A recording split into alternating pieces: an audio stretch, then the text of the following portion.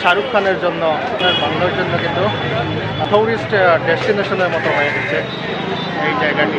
আপনি মূর্খ বলেন, বোকা বলেন, আর যাই বলেন না কেন, শাহরুখ খানের মান্যতের সামনে থেকে ভিড় কখনো কমবে না।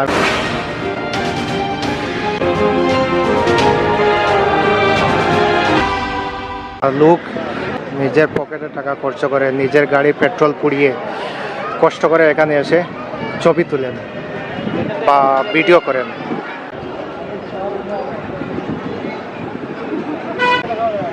এই দেখতে পাচ্ছেন এখানে লোক বসে আছেন, প্রচুর লোক। ভালো একটি জায়গা, ঠান্ডা জায়গা। মুম্বাইতে তো খুব প্রচণ্ড গরম, কিন্তু লোক এখানে আসার পর তেমন গরম ফিল হয় না, কারণ সামনে সাগর, দেখতেই পাচ্ছেন সামনে সাগর, 24 ঘন্টা বাতাস চলে, আর এই বাতাসের কারণে এখানে গরম ফিল হয় না। कैसे हो भाई? आप कहाँ से हो? यूपी से। तो शाहरुख खान का फैन हो आप?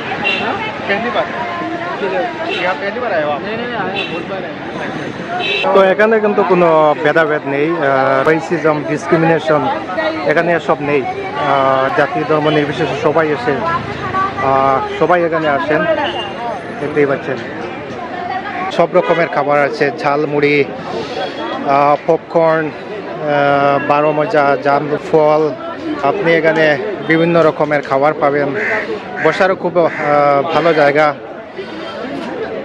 কিছুক্ষণ পর সানসেটের সময় যাবে। উপরে দেখতে পাচ্ছি রিনোভেশনের কাজ চলছে।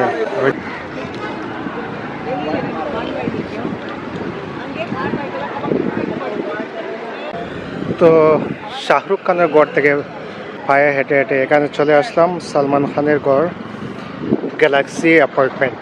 তো এখানে এসে দেখতে পাচ্ছি অনেক পুলিশকর্মী, ফুললি প্রোটেকশন দেওয়া আছে। আমি শুনেছি 24 আওয়ার্স এখানে প্রোটেকশন দেওয়া হয়। পুলিশের গাড়ি দেখতে পাচ্ছেন সামনে, ফুললি প্রোটেক্টেড, এই জন্য ভিড়ও দেখা যাচ্ছে না আজ এখানে। দেখতেই পাচ্ছেন একদম ভিড় নেই। সালমান খান এখানে থাকেন এই বিল্ডিংয়ে, গ্যালাক্সি নামে যে অ্যাপার্টমেন্ট আছে। এখানে এসব হচ্ছে বাংলো বিল্ডিং, আর এখানে জগিংয়ের জন্য, হাঁটার জন্য খুবই একটি ভালো জায়গা।